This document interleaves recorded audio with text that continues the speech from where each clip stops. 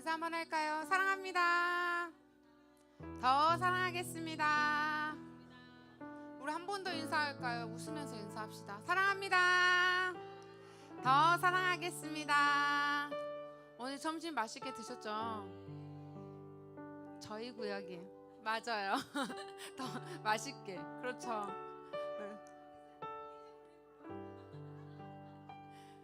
또 다음 주는 더 맛있는 걸 준비할 수도 있어요.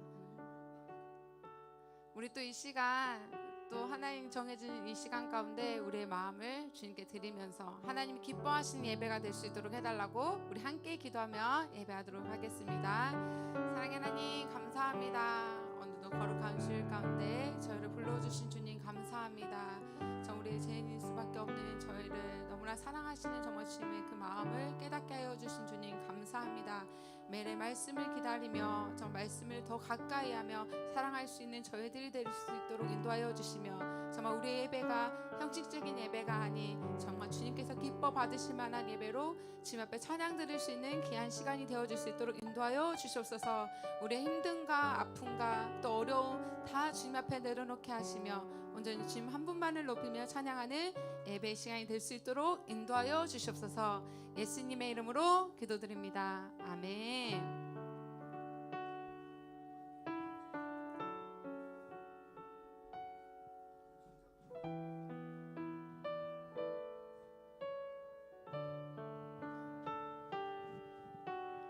아침 안개 눈앞 가리듯 나의 약한 믿음은 심사일 때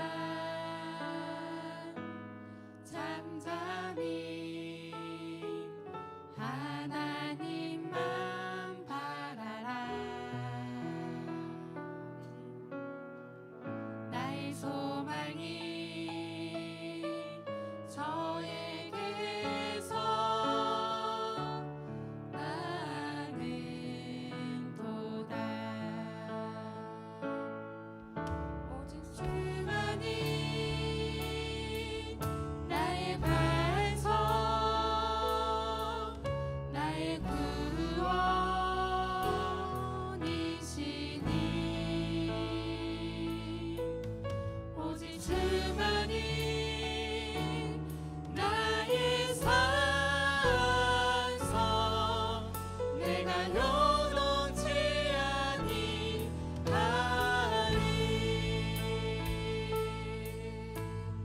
다시 한번 고백할까요? 나의 영혼이 나의 영혼이 간절히 여호와를 닮아가며 나의 입술이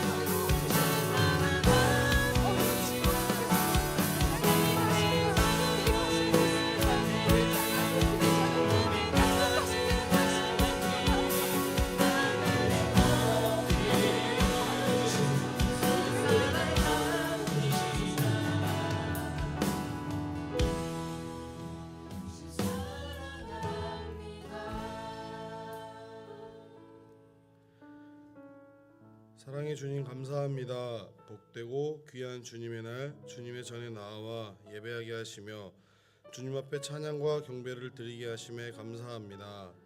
주님께 예배하는 이 시간 우리의 걱정 근심 내려놓고 오직 예수로만 충만한 은혜의 시간으로 인도하여 주옵소서. 한없이 부족하며 어리석었던 지난 날을 고백합니다. 늘 욕심만 앞서 내 뜻대로 내 욕심대로만 채우려 삶이 힘들고 고단할 때보다 주님보다 세상을 의지하였고 내 이웃을 내 몸과 같이 사랑하라 하셨건만 사랑하기보다 시기와 질투 앞에 눈 감아 버렸던 지난날의 모습을 이 시간 고백합니다. 우리에게 가장 좋은 길로 가장 완전한 길로 인도하시려 늘 눈동자같이 지켜 보호해 주시건만 부족한 저희들은 하나님의 때에 하나님이 일하시는 은혜를 기다리지 못하고 자꾸만 무너져 다시금 주의 은혜를 구하고자 주님 앞에 나아온 주의 자녀들을 용서해 주시고 이 시간 어루만져 주옵소서.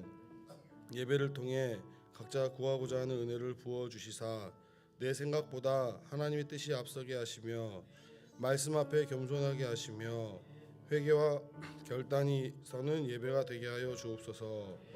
사랑하는 교회를 붙들어 주시사 주님이 쓰시고자 하실 때에 준비되어 있는 교회로 세워주시며 교회가 건강하게 하시며 성도가 행복한 교회가 되게 하여 주시고 말씀이 살아 숨쉬며 찬양의 열기가 식지 않으며 기도가 끊이지 않는 그런 교회, 아이들의 웃음이 끊어지지 않게 하시고 사랑의 봉사가 넘치는 교회가 되게 하여 주시옵소서.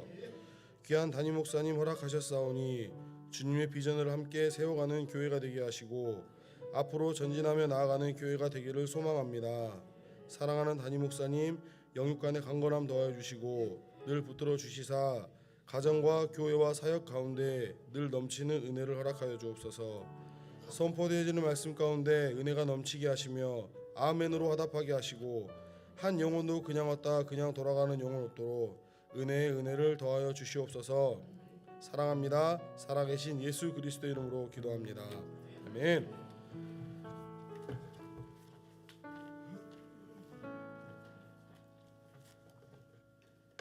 감사합니다. 예배 후에 우리 추수감사절 준비 관련하여 1, 2 여전도의 회장님 잠시 남아 주시면 좋겠습니다.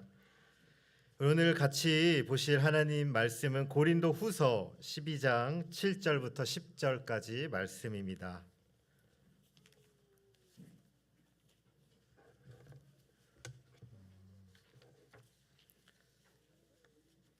고린도 후서 12장 7절로 10절까지 말씀입니다. 우리 교독하여 말씀 읽고 10절을 함께 읽겠습니다. 여러 계시를 받은 것이 지극히 크므로 너무 자만하지 않게 하시려고 내 육체에 가시 곧 사탄의 사자를 주셨으니 이는 나를 쳐서 너무 자만하지 않게 하려 하심이라.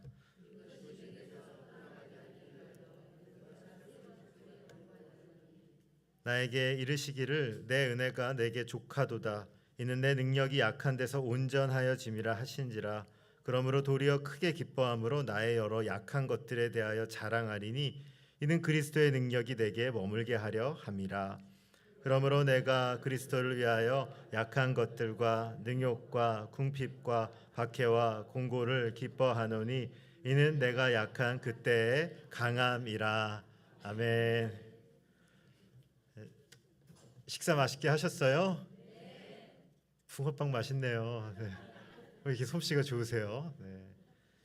한 6개 먹었습니다.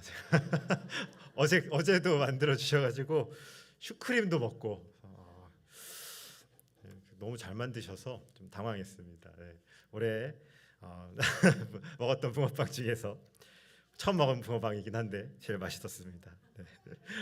하나님을 믿고 우리가 순종하며 살 때 내심 소망하는 것이 있습니다. 그건 우리의 삶에 어려움이 좀 일어나지 않기를 바라는 마음이 다 똑같이 우리 안에 있습니다. 또 때로는 아까 말씀드렸듯이 좀 복을 좀 주셔서 세상이 말하는 형통이 좀 내 안에 이루어지길 바라는 마음도 우리 안에 제법 큽니다. 그러나 항상 좋은 일, 항상 기쁜 일만 우리 안에 있냐면 그렇지는 않습니다. 누구보다 여기 예배하고 계신 성도님들 한 분 한 분의 삶을 또 돌아보고 또 우리 또 같이 동역하는 성도님들의 삶을 볼 때 어려움이 참 많다는 것을 알게 됩니다. 고난이 참 많습니다. 그래서 신방하고 또 성도님들 깊게 그 이야기들을 들으면 참 어떻게 말씀드려야 될지, 어떻게 위로해야 될지 당황스러울 때도 참 많습니다. 어설픈 조언을 했다가 후회했던 적도 많죠. 내가 참 섣부른 말을 했다라고 느낀 적들도 참 많습니다. 제가 어떻게 위로가 되겠습니까? 우리의 위로는 하나님 말씀밖에 없죠. 그래서 우리는 말씀을 봅니다. 그리고 두렵고 떨리는 마음으로 진리 앞에 서죠. 우리가 또 성경을 볼 때 보게 되는 것이 무엇입니까? 그 신실한 그리스도인들도 어려움과 아픔이 많이 있었다는 것입니다. 본문을 기록한 사도 바울만 봐도 참 그렇습니다. 하나님께서 그를 부르시고 다메섹에서 만나 주시고 복음의 영광을 그에게 알려주십니다. 정말 귀한 사역을 감당합니다. 사도 바울처럼 내가 사역했다라고 말할 수 있는 사람이 이 땅에 몇 명이나 있겠습니까? 생명을 걸고 전도했고 선교 사역했고 온 유럽을 돌면서 주의 복음을 전했습니다. 얼마나 많은 교회가 그를 통해 세워졌고 또 우리가 보고 있는 성경 말씀이 바울의 수고를 통해 기록되었는가. 참 위대한 사도라 말할 수 있죠. 그러나 우리가 빼놓지 않고 봐야 되는 것이 있는데요. 성도님들, 사도 바울의 삶에는 고난이 많았다는 것입니다. 위대한 사역자였던 그에게 형통이라고 말하는 세상에 축복만 있었던 것이 아니라 그의 인생에는 고난이 참 많았습니다. 우리는 알지 못하나 고백할 수 있는 것은 그 고난이 하나님의 계획 안에 있었다는 것이죠. 바울이 처음 다메섹에서 예수님을 만나고요. 그 눈을 뜨지 못합니다. 너무 그 강렬한 빛 앞에 그때 아나니아를 보내면서 하나님께서 이 바울의 삶에 대해서 이런 말씀을 주십니다. 사도행전 9장 15절과 16절 말씀인데요. 제가 한번 읽어 드릴게요. 주께서 이르시되 가라. 이 사람은 내 이름을 위하여 이방인과 임금들과 이스라엘 자손들에게 전하기 위하여 택한 나의 그릇이라. 그가 내 이름을 위하여 얼마나 고난을 받아야 할 것을 내가 그에게 보이리라 하시니. 16절에 이렇게 써 있습니다. 그가 내 이름을 위하여 얼마나 고난을 받아야 하는지 내가 보이겠다. 사도 바울의 인생에는요, 무엇이 있는 사람이에요? 고난이 있는 사람입니다. 사명을 따라 산다는 것이요, 항상 기쁜 삶이 아니라 고난이 우리의 삶에 있을 수 있다는 것이죠. 오늘도 우리의 믿음의 선배들을 보고요, 또 때로는 우리 교회를 섬겼던 많은 신앙의 선배들을 볼 때 참 빛나는 게 언제냐면요, 항상 풍성한 게 아니고요, 고난 속에서도 그가 어떻게 교회를 또 어떻게 그리스도의 길을 걸었는지를 우리가 한번 보면 좋겠습니다. 사명의 삶을 살 때 일어나는 이 고난 앞에 바울은 어떻게 반응했을까? 우리 신앙의 선배이기도 한 바울의 모습을 보며 오늘 우리의 마음 안에도 우리 삶에 일어나는 고난도 이 바울과 같이 해석할 수 있는 은혜가 있길 소망합니다. 먼저 본문의 배경은 좀 이렇습니다. 이 고린도 후서를 기록한 바울의 목적은요, 바울을 의심하고 비방하는 자들이 너무 많았던 거예요. 거짓 사도다. 바울에 대한 그 공격이 굉장히 심했습니다. 바울만 갖고 있는 특별함이 있어요, 성도님들. 다른 사도라는 것은요, 누구에게 가르침을 받은 사람이에요? 예수님께 직접 가르침을 받은 사람에게만 사도라고 표현했습니다. 그래서 혹시나 주위에요, 나 사도다 이렇게 오는 사람들이 있으면 어떻게 하시면 돼요? 네, 신고하셔야 돼요. 사도는 없지요. 근데 오늘날 이단들이 있습니다. 난 누구 사도다. 그래서 신사도 운동 이런 것들 들어보셨는지 모르겠어요. 그래서 실제로 사도는 예수님을 만나고 육체의 예수님으로 통해 배운 사람들이 사도입니다.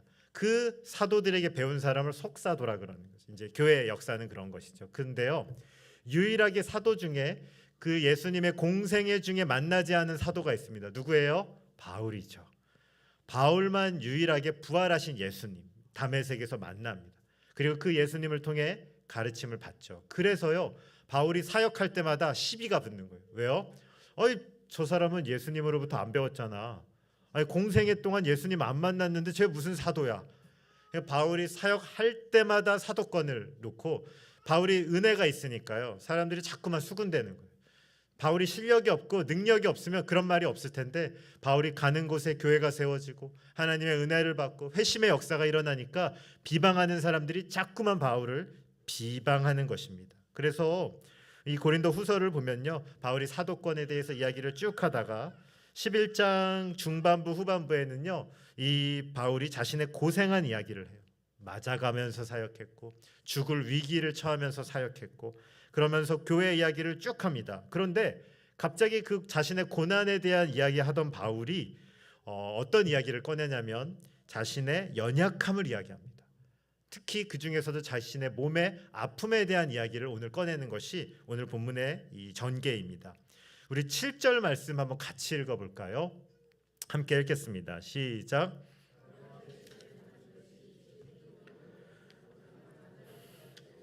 내 육체의 가시 곧 사탄의 사자를 주셨으니 이는 나를 쳐서 너무 자만하지 않게 하려 하심이라. 아멘.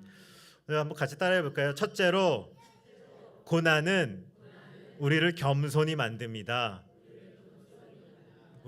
고난은요, 우리를 겸손하게 만듭니다. 놀라운 은혜를 경험한 바울이 뭐라 그래요? 나에게 육체의 가시가 있어, 이렇게 말합니다. 이 바울이 가졌던 육체의 가시, 성도님들 신앙생활 하신 지 오래되셔서 대부분 아실 건데 크게 두 가지 견해가 있습니다. 하나는 안질이다. 바울이 예수님을 만날 때 이 눈에 강렬한 경험을 하고 눈꺼풀에 이제 막 무엇이 쓰이지 않습니까? 그래서 사역을 할 때마다 이 눈에 연약함이 있었다. 눈에서 뭐 고름도 났을 것이고 아픔도 있었을 것이고 시력도 현저히 약했을 것이다. 이 사역자가 또 여러 서신을 기록하고 또 여러 일들을 해야 되는데 눈이 약하다는 것은요, 큰 연약함이죠. 실제로 이 사도 바울이 기록한 서신들을 보면요, 그래서 바울이 기록을 안 해요. 대부분 대필자가 씁니다. 맨 마지막에 서명이나 사인을 하면서 이 서신을 마치죠. 또 다른 견해는요, 이 육체의 연약함이 무엇이다? 간질이라는 주장도 또 있습니다. 말씀을 전하던 사람이 갑자기 간질을 일으킨다고 생각해 보십시오. 이 당시의 사람들은요, 질병은 누구의 역사다? 사탄의 역사다. 그러니까 하나님의 말씀을 전하던 바울이 막 간질을 일으키니까 사람들이 손가락질하는 거예요. 저 사람 사단이 통치하고 있어. 사단이 바울을 다스리고 있어. 이런 말들로 막 수군거렸던 거죠. 육체의 가시가 안질이건 아니면 간질이건 사역적인 그에게는요, 참 힘든 일이었던 건 분명합니다. 치명적인 거죠. 그래서 바울은 이 질병을 뭐라고 말하냐면 사탄의 사자다라고까지 말합니다. 그리고 오늘 또 이렇게 얘기해요. 나에게 육체의 가시가 있는데 이러한 고난을 허락한 이유에 대해서 7절에 이렇게 말합니다. 여러 계시를 받은 것이 지극히 크므로 너무 자만하지 않게 하시려고, 이렇게 얘기하고 있습니다. 하나님께서요, 놀라운 은혜와 크신 신비를 경험한 바울에게 육체의 가시, 이 사단의 사자가 함께 있는 이유가 무엇입니까? 이 심각한 고난을 통해 바울이요, 자기 자신을 겸손하게 만들었다라는 것입니다. 이 육체의 가시가 바울을요, 겸손하게 만들었습니다. 성도님들, 고난이 우리의 삶에 어떻게 만들어요? 고난은 우리 삶을 겸손하게 돌아볼 기회를 주게 됩니다. 하나님께서 나를 불러서요, 자녀 삼아 주십니다. 그렇다고 해서요, 성도님들, 아이들을 낳아서 키우면 아시겠지만 아이가 완전합니까? 부족함이 많습니까? 완전하다고요? 네. 부족함이 많습니다. 아이들을 낳아서 키울 때요, 우엄에 어떻게 오메? 어떻게 이거 잠깐만, 이거 이런 말 못 하는데요. 네. 왜 나왔지? 제가 계속 듣다 보니까 요새 어제 3-4시간 오메를 한 몇백 번 들어서 와, 이거 당황스럽네요. 제가 이거 진짜 당황스럽네요. 네. 예, 당황스럽습니다. 네. 이게 왜 튀어나오는지 모르겠네요. 네. 우리가 아이들을 키울 때 얼마나 안 닮았는지 몰라요, 나를. 네. 와, 내 아이인 줄 알았는데 너무 나를 안 닮은 거죠. 그때 우리가 이제 아는 것입니다. 와, 하나님의 자녀인데 우리가 교만한 것이죠. 하나님의 자녀라고 믿었는데 우리 안에 연약함이 너무 많은 것입니다. 우리가 주님의 일을 하면서도 깨닫습니다. 내가 얼마나 교만했는지, 내가 얼마나 연약했는지. 잘 나갈 때는요, 잘 안 보입니다. 그런 게요. 사단이 얼마나 장난을 치는지 하나님의 은혜를 갖고도요, 때로는 그 은혜를 가지고 교만하게 우리를 만들기도 합니다. 사역하면서 큰 은혜를 받고 난 뒤에 이 시험에 드시는 분들을 좀 보게 됩니다.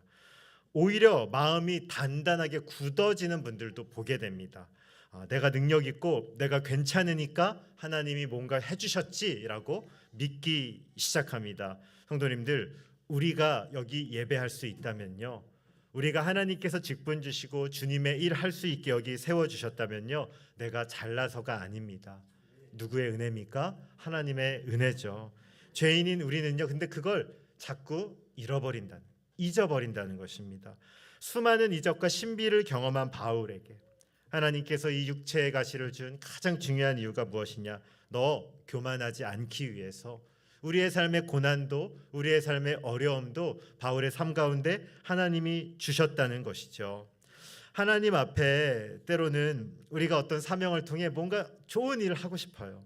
네, 이런 사람이 되고 싶고요, 이런 성과를 올려드리고 싶습니다. 그런데 주님은요, 우리에게 더 관심 있는 게 있어요. 그게 무엇인지 아십니까? 하나님의 자녀가 자녀답게 사는 것입니다. 우리가 큰 일을 이루고 위대한 사람이 되는 것보다 더 중요한 건 자녀가 자녀답게 사는 것이죠. 그래서요, 하나님께서는 때로는 우리의 삶에 어려움을 주셔서 우리가 다시금 우리의 인생을 돌아보게 하십니다.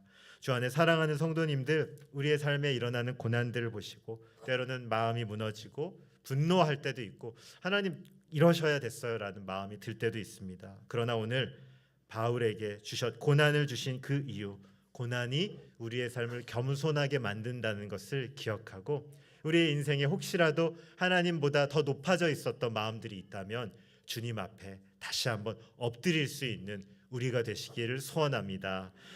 두 번째는 이것입니다. 왜 고난을 주셨는가? 이렇게 말할게요. 고난은, 한번 따라해 볼까요? 고난은 기도하게 만듭니다. 네, 성도님들, 오늘 본문 8절 말씀을 제가 한번 읽어보겠습니다. 이것이 내게서 떠나가게 하기 위하여 내가 3번 주께 간구하였더니. 아멘. 바울이 오늘 고난의 자리에서 무엇을 시작해요?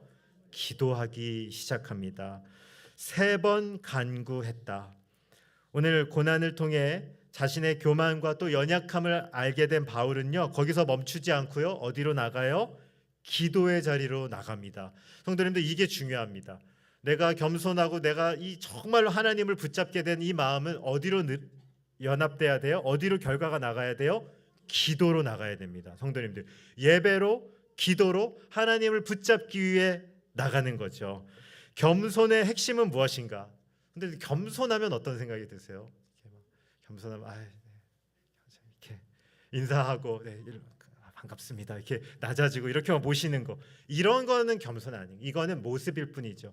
진짜 겸손한 사람이 무엇을 하냐면요, 기도하는 사람입니다. 왜요? 내 힘으로 안 되는 걸 알거든요.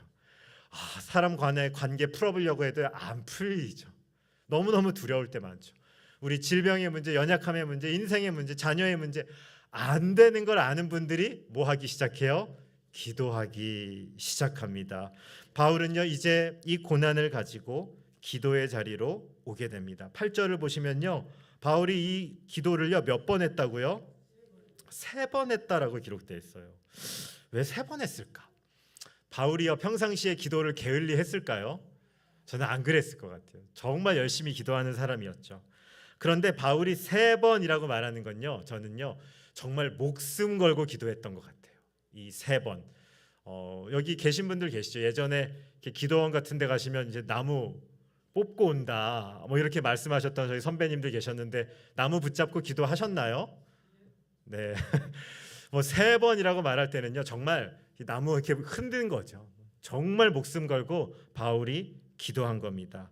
성도님들, 우리의 삶에 많은 기도의 제목들이 있습니다. 또 우리 고난이 찾아오면요, 자연스럽게 기도할 일들이 참 많아집니다. 그때 우리가요 정말 알게 돼요. 내가 그동안 기도 안 했었구나. 저 부끄러운데요, 내가 기도하고 있긴 했는데 내 온 마음과 온 정성과 온 힘을 다해서는 기도하지 못했다는 것을 언제 깨닫냐면 고난이 찾아올 때 알게 됩니다. 신앙생활 한다고 했지만 느슨하게 하고 있었구나. 내가 하나님 붙잡는다고도 했지만 실제로는 연약함이 많았다는 것, 고난을 통해 주께서 우리의 마음을 돌보게 하시는 거죠. 예전에 기도원에 계셨던 사역하셨던 목사님이 이런 말씀을 하셨어요. 기도원 사역하시니까요, 이제 불치병 걸리신 분들이 많이 오신다고 하더라고요. 그래서 정말 마지막 때 이제 다 돼서 오시는 분들이 너무 많았던 거죠. 그분 말씀에는 처음에는 좀 안 이뻐 보이시더래요. 꼭 지금에서야 기도해야 되는가? 꼭 지금 와서 기도해야 되는가? 약간 원망도 있고 좀 이렇게 영혼들을 볼 때 사랑하는 마음이 좀 안 들더래요. 그런데 그분이 어느 날 오랜 시간 사역하시다가 하루는 하나님께서 그런 마음을 주시더래요. 이렇게 기도하러 오시는 그 마지막 생애 마지막 순간에 기도하러 오시는 성도님을 보면서 야, 그러지 마라. 지금이라도 기도하러 오는 건 나는 사랑한다. 지금이라도 저분이 주님께 나오는 저 모습을 나는 사랑한다라는 마음을 그분에게 주셨다라는 것이죠. 성도님들, 그 후에 그분이 이제 아픔이 있는 분들을 대하는 태도가 달라졌다라는 이야기를 들었습니다. 우리도 거룩한 줄 알았습니다. 기도하는 줄 알았습니다. 하나님 붙잡는 줄 알았습니다. 그런데 우리의 기도가 얼마나 연약했는지, 우리의 기도가 얼마나 얕았는지 우리 언제 알게 되죠? 고난이 오면 내가 참 여유 있게 느슨하게 신앙생활을 하고 있었구나. 하나님께서 우리에게 이것을 알게 합니다. 고난의 순간 우리는 알게 됩니다. 내가 정말 무엇을 붙잡아야 되는지, 그리고 내가 무엇을 의지해야 하는지 하나님은 선명하게 보게 하십니다. 요한복음 8장 47절은요 이렇게 기록되어 있어요. 하나님께 속한 자는 하나님의 말씀을 듣나니 듣지 아니함은 하나님께 속하지 아니하였음이로다. 오늘님들께서 자녀를 키우신다면 자녀가 세상에 유명한 사람이 돼서 성공해서 부모님께 안 찾아오면 어떠시겠어요? 너무너무 유명해졌어요. 텔레비전에는 맨날 나와요. 근데 정작 한 10년 동안에 집에 한 번도 안 와요. 그러면 좋으시겠어요? 더 속상하지 않겠어요? 세상 사람들은 저렇게 유명한데 나한테는 저렇게 멀리하다니. 성도님들, 우리가 고난을 통해 알게 되는 게 있습니다. 하나님께 나아가고 하나님을 붙잡고 하나님 아버지의 깊은 기도를 하기 시작합니다. 그때 우리의 기도가요 정말 깊어집니다. 그때 우리가요 성령께서 인도하시는 기도를 경험하게 되는 거죠. 그래서 이 고난은요 우리를 기도의 자리로 간절하게 이끌어갑니다. 오늘 예배에 나오신 성도님들 주님의 이름으로 축원드립니다. 성도님들의 얼굴을 보니까 기도의 제목들 다 있으시죠? 네, 아멘인가요? 네, 우리의 삶에 기도의 제목들이 있습니다. 또 우리 때로는 성도님들 우리 옆에 계신 분들의 기도 제목들도 다 알고 있습니다.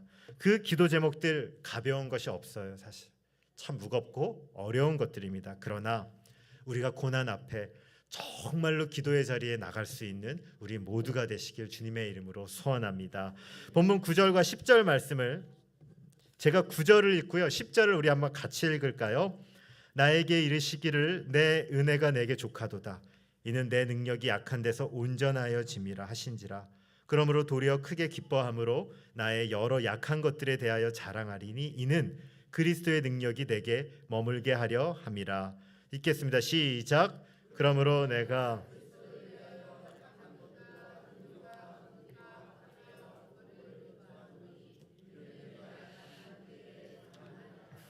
아멘. 한번 따라해 보겠습니다. 고난은 우리로 하나님의 뜻을 깨닫게 합니다.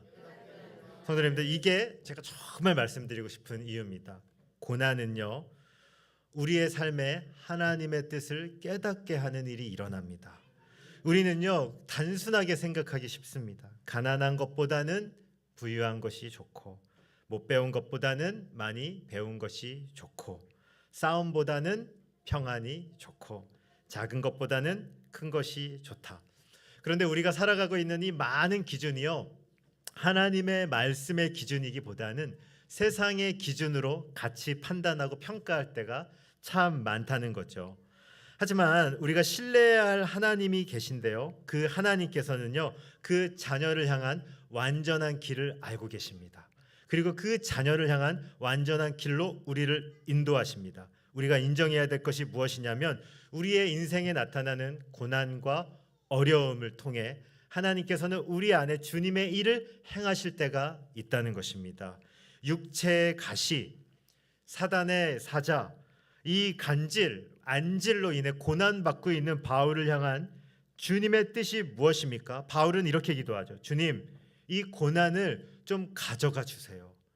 하나님, 이 고난만 좀 가져가시면 제가 사역 더 멋지게 할 수 있을 것 같은데요. 정말로 날아다니면서 사역할 수 있겠는데요. 바울이 이렇게 기도했겠죠. 주님, 이 고난만 가져가시면 제가 정말로 뜨겁게 사역하겠습니다. 제가 더 사역 열심히 하겠습니다. 그런데 이것 기도 나빠 보이지 않죠.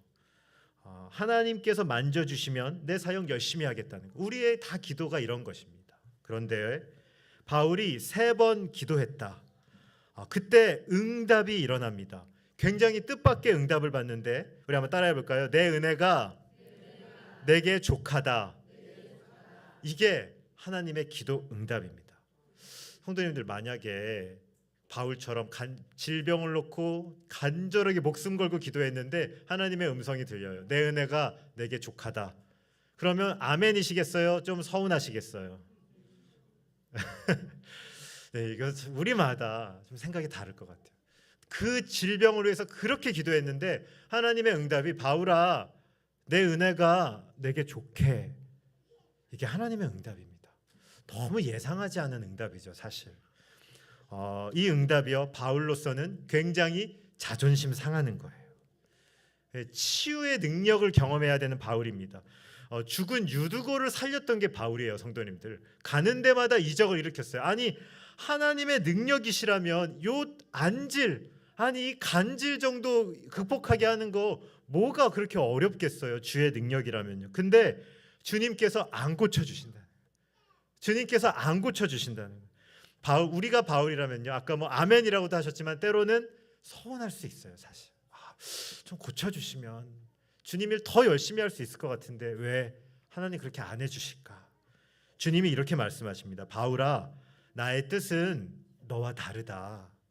나는 내가 건강해져서 열심히 사역하는 게 아니라 오히려 내가 약하고 연약하고 정말 부족한데 그 약한 것으로 인해 나를 더 붙잡고 나를 의지하고 네 약한 모습으로 인해 나를 간절히 사모하는 것, 그것을 통해 나의 능력, 그리스도의 능력이 너에게 임할 거다. 내가 약함으로 그리스도의 능력이 너에게 있을 거야 하고 그 응답을 주십니다. 많은 분들이 고난 중에 예수님을 만납니다. 여기 예배하시는 성도님들, 사실 인생 잘 풀릴 때 예수님 만나신 분보다 가장 어려운 상황에서 주님 만나신 분이 훨씬 많습니다. 통계는 내보진 않았지만 제가 만나서 교제하면 거의 비슷해요. 하나님께서 우리에게 고난을 주신 이유가 무엇인가? 내가 이 고난을 통해 내가 믿어왔던 많은 것들, 내가 붙잡았던 많은 것들, 예수님 믿는다라고 말했지만 때로는 나도 모르게 겁먹들었던 많은 것들을 하나님께서는 이 고난을 통해 산산조각 내십니다. 예기치 않은 고난의 소용돌이에 우리의 인생이 빨려 들어갑니다. 그리고 너무너무 무섭고 너무너무 힘듭니다. 이 소용돌이 속에 빨려 들어가면요, 정신을 차릴 수가 없는 겁니다. 그런데 시간이 지나고 우리가 기도를 통해 알게 됩니다. 그 시간이 끝나고 정신을 차려보자 하나님이 계획한 곳에 우리의 인생이 놓여져 있다는 것을 보게 되죠. 정말 신비한 일이 있습니다. 그 고난 가운데 하나님이 나를 붙잡으셨고 하나님이 나를 내어놓지 않으셨고 그 고난을 통해 하나님의 아버지의 이끄심을 우리가 벗어난 적이 없다는 것을 알게 됩니다. 그래서 우리는 이렇게 고백합니다. 고난은 하나님 아버지의 뜻을 발견하는 가장 귀한 통로다. 바울은요, 이 주님의 응답을 듣고 서운해하지 않습니다. 그리고 오늘 말씀을 보면 자신의 약함을 기뻐하기 시작합니다. 참 대단한 거죠. 내 이 질병, 내 연약함 없애주기를 그렇게 원했는데 하나님의 응답을 들리니까요, 이제 그게 약함이 되지 않는 거예요. 상처를 공개합니다. 내가 이렇게 연약하지만 이것을 위해 일하신 주님을 알게 된 거죠. 성도님들, 질문해 보겠습니다. 바울이요, 이 응답을 듣고 이제 이 자신의 육체의 가시를 놓고 기도를 했을까요? 안 했을까요? 저는 안 했을 거라고 생각합니다. 응답을 받은 거예요. 병의 치료를 놓고 응답을 구했는데요. 실은 하나님께서는 치유가 아니고요, 더 다른 응답을 주셨습니다. 이게 기도의 응답이죠. 성도님들, 신비한 일이 있습니다. 우리가 어떤 것들을 놓고 기도하는데 하나님께서요, 이제 언제까지 기도하면 좋은지 아십니까? 기도 응답 받을 때까지. 그 문제로 기도하지 않을 때가 있습니다. 그게 기도의 응답이죠. 바울은 자신의 질병이 하나님의 은혜의 통로라는 것을 알게 됩니다. 육체의 가시가 이전에는 그를 낙심하게 하는 겁니다. 육체의 가시, 내 안질, 간질만 생각하면요, 너무너무 힘들었어요. 그런데 우리 주님의 응답, 너가 그 질병을 통해 너가 온전해져. 그 응답을 듣고 난 이후에 바울에게 간질은요, 자랑거리가 됩니다. 하나님께서 이 질병을 생각할 때마다 주님을 더 붙잡게 됩니다. 주님을 의지하게 됩니다. 주님께 나아가게 되죠. 저는 성도님들, 우리의 삶에 모두 가시가 있으리라 생각합니다. 제가 항상 아는 게 있어요. 여기 다 웃고 계시지만 웃는 일만 있는 게 아니구나. 어려운 일들 너무 많으시구나. 때로는 우리의 문제가, 우리의 건강이, 더 나아가서는 우리 자녀들이, 또 손자 손녀까지, 또 많은 일들이 우리 인생 가운데 참 많습니다. 어려운 일들이 많습니다. 아픕니다. 그런데 거기에 멈춰 계시지 마시고 왜 이 가시를 하나님께서 나에게 주셨는지, 이걸 가지고 누구에게 나가셔야 돼요? 하나님 아버지께 나가는 겁니다. 그리고 나를 향한 하나님 아버지의 뜻을 구하는 겁니다. 아버지의 뜻을 우리는 그 기도의 자리에서 듣습니다. 아버지의 음성을 우리는 우리의 인생을 통해 발견하게 됩니다. 놀라운 일이 일어납니다. 이제 그 문제를 놓고 기도하지 않게 됩니다.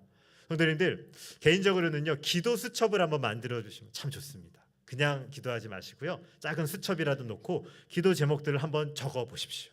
내가 무엇을 기도하고 있는지, 그리고 1년 1년마다 그 기도가 어떻게 변해지고 있는지 한번 보십시오.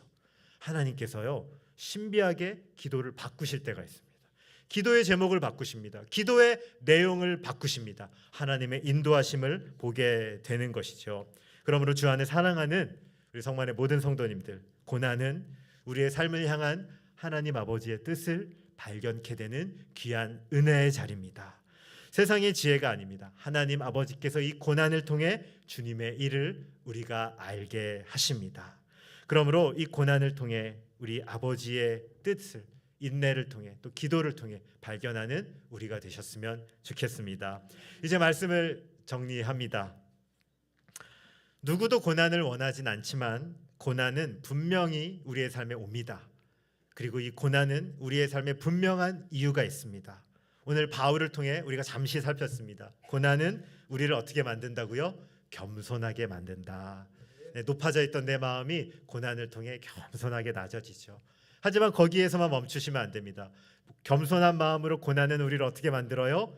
기도하게 만든다. 고난을 통해 성도님들, 정말 진실한 기도의 자리로 하나님이 나를 부르셨음을 알고 기도하기 시작합니다. 그리고 마지막으로 그 기도의 자리에서 우리가 무엇을 하게 됩니까? 고난을 통해 하나님 아버지의 뜻을 알게 됩니다. 기도를 통해 나에게 고난을 주신 아버지의 뜻을 발견하게 됩니다. 정말 우리는 고난을 통해 이 아버지의 깊은 사랑 안에 들어가게 되는 것이죠. 저 안에 사랑하는 성도님들, 고난이 많으시다면 실망하지 말고 우리 한 주간 기도의 자리로 성도님들 다 나오셨으면 좋겠습니다. 성도님들, 정말로 주님의 말씀과 기도의 자리로 오셔서 마음을 다 열어서 하나님 아버지께 마음을 쏟아 기도하십시오. 정말로 그 기도의 제목이 어떻게 바뀌시는지를 보십시오. 바울에게 내 은혜가 내게 족하다라고 말했을 때 이제 간질이 그의 사역에 아무런 방해가 되지 않았던 것처럼 오늘 우리의 인생에 참 어려운 것들이 있습니다. 그러나 우리가 기도를 통해 하나님의 응답을 듣게 될 때 우리의 삶에 역사하시는 아버지의 손길 안에 우리의 인생을 맡겨드릴 것입니다.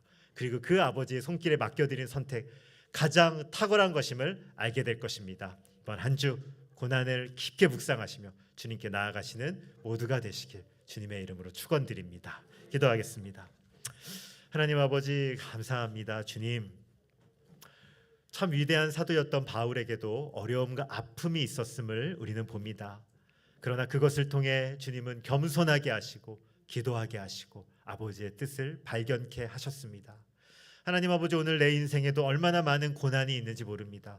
세상 사람들 잘 알지 못하는 아픔도 나에게 있습니다. 아버지, 우리에게 있는 이 아픔을 가지고 혼자 끙끙대는 것이 아니라 정말로 겸손한 마음으로 주님께 나아가 기도할 수 있게 하여 주시옵소서. 그리고 그 기도를 통하여 하나님 아버지의 깊은 뜻을 발견하는 우리 모두가 되게 하여 주시옵소서. 감사하며 예수 그리스도의 이름으로 기도드립니다.